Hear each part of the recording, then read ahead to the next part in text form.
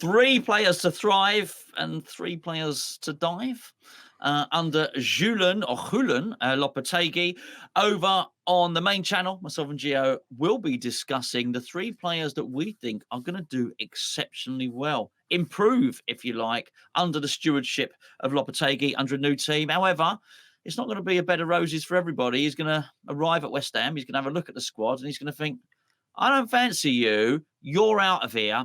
I've got 3 that I think are going to suffer. Gio's got 3 that he thinks are going to be off ski, or at least have a season of peril, certainly. We've not discussed it. I don't know who he's going to pick. We'll definitely have one the same. I know that because I think we'll have 2 the same. We think you'll have 2 the same. We probably will. So there we go. But most of all, we want to know what you think. So leave your comments below, and of course go and join us over on the main channel for our 3 players that you think are going to do really, really well. So get interactive on this one and let us know. Right, Gio, I'm going to hand the floor over to you, my friend. Give me your first player who's going to struggle under Julen Lopetegui. I'm going to pick the one I think most people are going to pick, and I know you've definitely, well, I don't, but I'm certain you've got him as well, and that's Tomas Soucek. Listen, he's been a fantastic servant, blah, blah, blah. All the disclaimers are inserted. I've said nice things, so now I can slag him off without any criticism. That's what disclaimers are, really, aren't they? Just, you can't have a go at me for saying bad things because I've said nice things, right? He suits certain managers. He suited David Moyes. But this is when you transition from one style to another style, there's winners and losers. There's some players that benefit from the previous manager. There's players that will benefit from the next one. But as a result of that, there's players that perhaps won't suit the new guy. And I just don't think Tomas Soucek will. I think if he is here next season, there'll be games where he possibly plays well.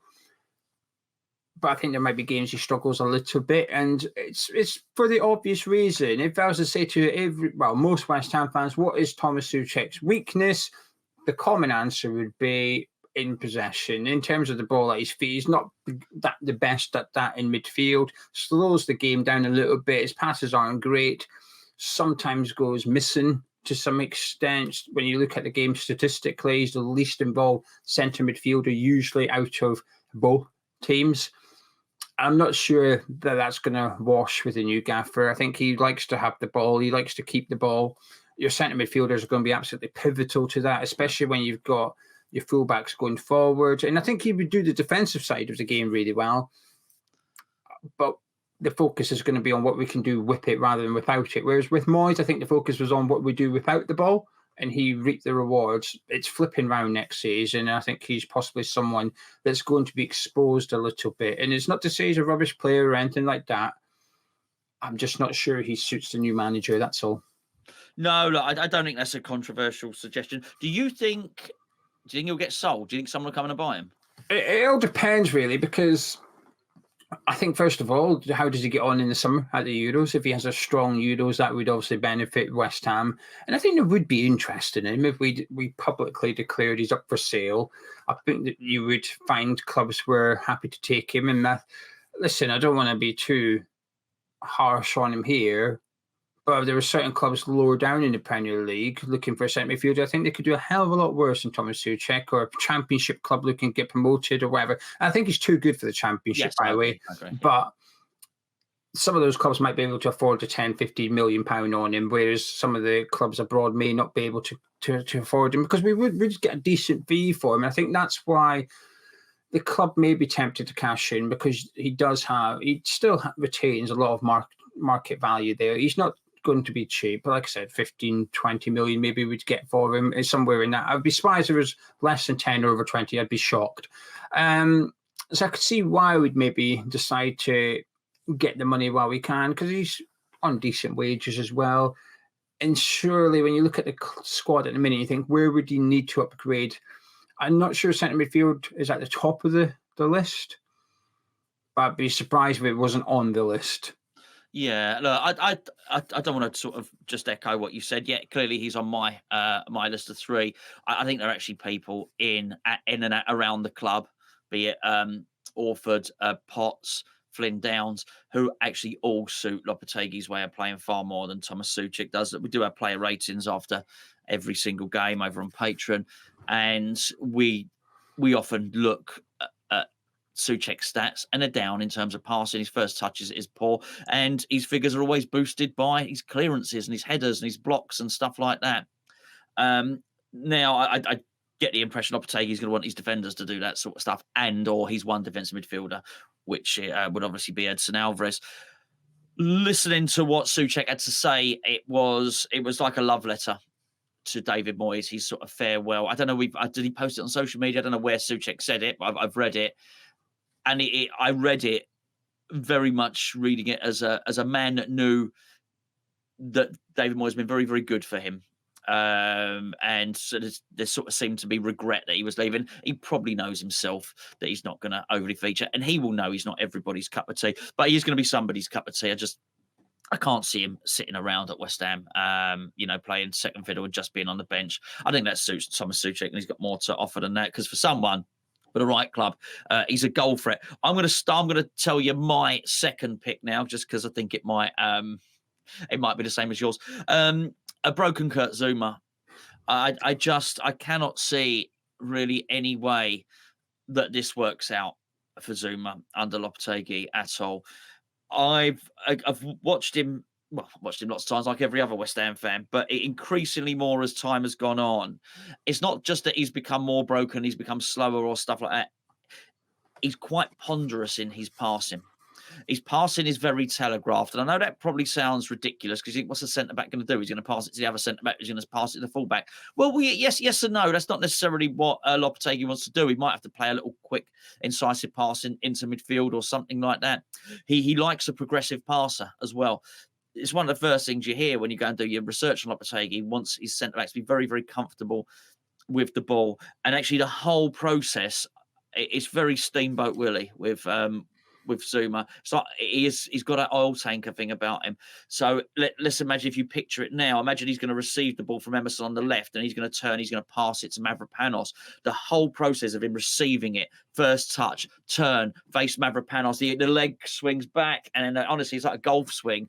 It's the whole thing is not great, and not the sort of snappy, quick passing that somebody like Lopetegui's going to want. Certainly, you factor in all the stuff that we already know about him, then what you probably have on your hands in terms of the injury record is somebody that's not going to factor in, not going to feature. As I mentioned in the previous video, which I've just let it slip, but we've already recorded that by now. I did consider that Naif Agurd would be his perfect centre-back. Agurd's not going to stick around. That's why the club are saying that they're going to buy two centre-backs. Make no mistake about it. They're buying two centre-backs to play, or one to supplement Mavropanos.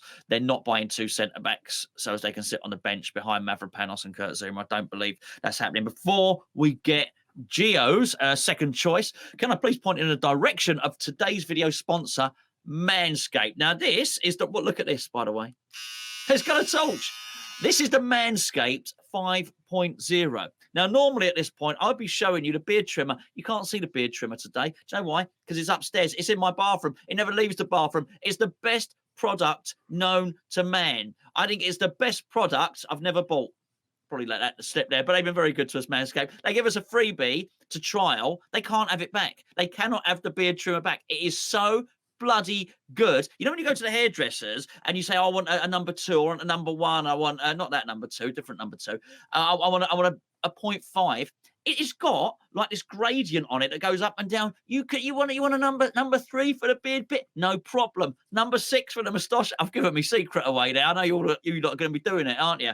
Look, all Manscaped products are absolutely brilliant. We're going to give you the opportunity to get 20% off plus free shipping. Go onto the Manscaped website. Links in the description below. Not everything's got a torch. Do you realise this thing is waterproof? And by the way, you're probably thinking that's a shaver. It's not. Look, I'm going to take the head off that. I'm not going to do my head joke, and I'm going to do that, right? This thing here just goes right onto here. It says... It's done. It's done. That's what happens when you try to look at the camera. Don't look at that. I'm not going to edit that out because I don't think it'd be unfair to. But it's on there. Look at that ceramic blade, so it doesn't nick your scrotal bits. That's if you want to use this for that. Absolutely brilliant product, boys and girls. Hammers Chat 20, all one word. When you put the stuff in your basket, free shipping, 20% off. Manscaped, brilliant gear. That was a close shave, wasn't it, Gio? Getting that head back on. Hey, it was, yes. Anyway, there you go. Who's your second? Who's your second? What's it?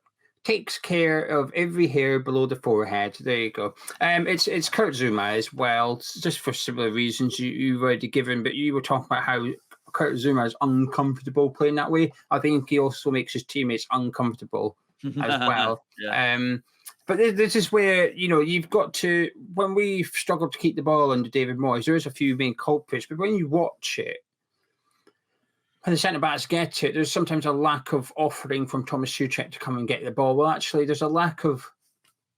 When you watch the likes of Brighton or Aston Villa, Arsenal, they want you to press them. They say, come on then, I'm the centre-back, I'm going to keep the ball, come get me. And I'm going to wait until you're about a yard away, then I'm going to do my pass. We can't do that. We haven't done it at West Ham because we can't do it at West Ham. There's been a reluctance from the manager, but I would argue that one or two players in the team prevent us from doing that, and that's the first two players on our list, because we don't have the centre-back capable in Kurt Zouma, but we also don't have the centre midfielder capable in Tomas Soucek. And if that's how we're going to want to go do it, and I'm not saying that that's how we will, but if we do, then these two have to be probably the first two out the starting 11. And I think the rest of the starting 11 could possibly be okay, but them two are the ones you look at and think, I'm not too sure about this one.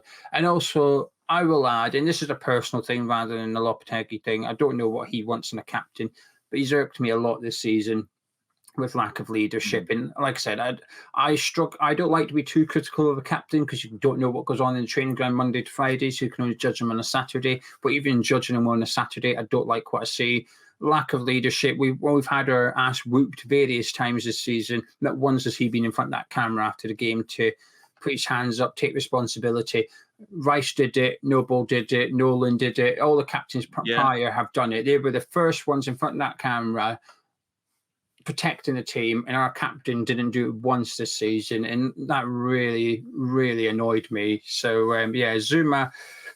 The difference is Soucek with a heavy heart, not good enough. Zouma, I'm not that bothered about saying.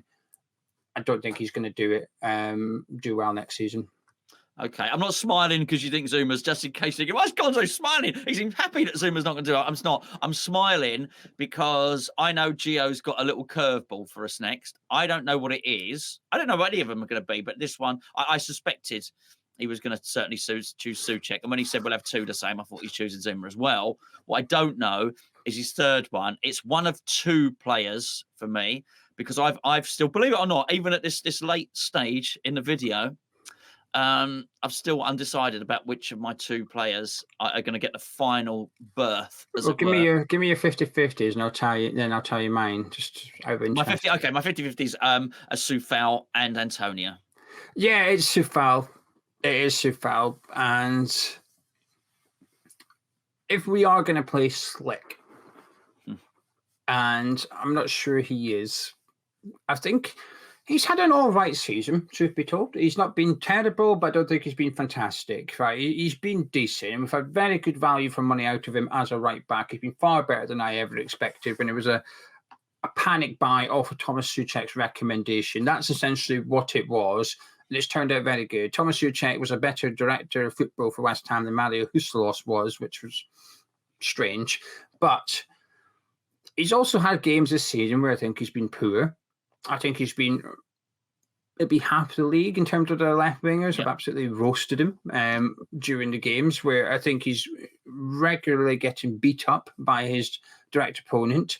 But the thing is, while those players are good, I've seen the same wingers up against different right backs in Premier League and not thrashed them as much as they've thrashed Coufal. So Doku's a perfect example. Both games against Man City, I thought Doku absolutely roasted Coufal. But I've seen Doku struggle against certain right backs in the league. So it's not just that Doku's exceedingly good. It's that Coufal has struggled. But it's also in possession. He racks up the assists, right? And he has a good cross on him sometimes. But more often than not, I think the deliveries are pretty poor. I find them to be wasted, and it's a little bit hit and hope. And I think some of his crosses have been average, but they've yielded an assist because of the level of finish. And I can't remember who it was against now. it was Jared Bowen's like diving header, and this just went to Soufal. It wasn't a great cross. It was sort of low and behind Bowen, but it was just a really good finish from him. He got down really well, twisted, headed it, goal. I think it might have been Ward-Prowse. It was Ward-Prowse of Bowen did a diving header, and for some reason Arsenal's coming to head. But I could be wrong about that. It was against a top team though, but this is, and I just thought it wasn't even that good an assist. But listen, he's been a good player. I wouldn't sell him. You said, would you sell Soucek? I would not sell Soufal. Okay. I think keep him. He's got 1 year left on his contract. He wants a new one. I'd be reluctant to do that. But we spoke about where we're going to spend the money this season, this summer. I'm hoping that a substantial fee is going on a right back. Somebody that comes in and just boots him out of the team because he's so damn good that you can't put him on the bench. He just boots Soufal to the bench. And Soufal will be an excellent option to have in the team. But I just think the rest of the 11, and I understand why you've got Antonio as one of your other candidates, but I think the rest of them will be fine under the new manager. And I just think once you get rid of the top of the list and the second of the list for sort of struggling in possession, the guy that's currently third becomes number one. Yeah. And I think that's Vladimir Coufal. Yeah, absolutely. I agree with everything you said, and it was a close one for me. And to be fair, I probably would have edged with Coufal. Just to be different, I'll make my case on Antonio here. I understand that Lopetegui wanted him at Wolves.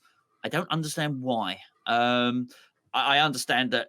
I know full well what Antonio's qualities are, and I think Antonio is a bloody effective player for West Ham a lot of the time. What I can't quite balance up in my mind is why Antonio would work under the system of this guy that I've heard all about, and having read the masterclass stuff and how he played at Sevilla and all the rest of it. I think a part of that, if I may, is I think he does tick a lot of the things that Lopetegui likes in a striker in terms of his strength, his aerial ability, works hard, is quite quick. But there's also the two things you have to take in consideration, I think, is one was Wolves' circumstances, which is they didn't have, at this point, they didn't have too much money. Antonio was available. He's homegrown. Yeah. And he was available because we had Scamacca and then we signed Danny Ings. So it was almost like, and Antonio was twerking for a move via the BBC podcast, weren't he? So he was available, cheap, homegrown, ticks all the boxes. And I think it was just needs must kind of move. Who can we get for 5 to 10 million in the Premier League that can do a job? And I think there's not that many. I mean, we paid over 10 for Danny Ings. So I think it was just because if it was now, I don't think he'd go for Antonio because more money, more time, etc., etc. So I think it was just the circumstances. Yeah, okay, that's fair. They went and got Costa, of course. Anyway, but again, Costa has a much better first touch. People talk about Enesri. Enesri is a far more skillful footballer than Antonio. I mean, look, Antonio is formidable when he's in beast mode. Excellent. But I mean, he's got. Talk about beast, mate. Got the first touch of a wildebeest. Quite frankly, he's like JCB, isn't he? Let's be fair. And I'm not sure how that feeds in and plays in with somebody that's pass and move and twist, and back to goal, bang, quick layoff, then spin and go in behind. And I know he can obviously do the layoff and all the rest of it, but I think when you're trying to keep possession, every layoff has got to be precise. Every pass has got to be precise. You've got to have that peripheral vision and all the rest of it. So I'm not entirely sure what's going to go on there. Anyway, let us know what you think in the comments below. It's a bit of fun because the season's ended. Someone is going to be offended. I can guarantee you someone in the comments is going to have the ump about this. But for all the rest of you, join in the fun. Leave your comments on this video. Go over onto the main channel as well. That's our 3 players that you think are going to thrive under Lopetegui. On this one, 3 players that you think are going to do pants under Lopetegui. We're going to leave you now. Gio, cheers, mate. Pleasure. Enjoyed it. Excellent. Me too. Don't forget that discount code. That's Hammers Chat 20. They made us put a 20 on the end. That's because somebody, I'll tell you now, went next to Hammers Chat code and put it on one of those discount websites. That's right, isn't it? Yeah, so everybody was using Hammers Chat code. Yeah, so now... we looked incredible. We looked really good. Those boys are good at promoting Manscaped, but then when he checked our video, and the views were okay, but they weren't... We probably should have had 1 million views on our video for that amount of people using discount code. But hey, listen, we got a new brand deal. They renewed the brand deal. Yeah, I ain't complaining. And if Hopefully someone leaks this one. I know, makes us look amazing. Go and order yourself some bollock deodorant and make sure you use Hammer's Chat 20. See you later.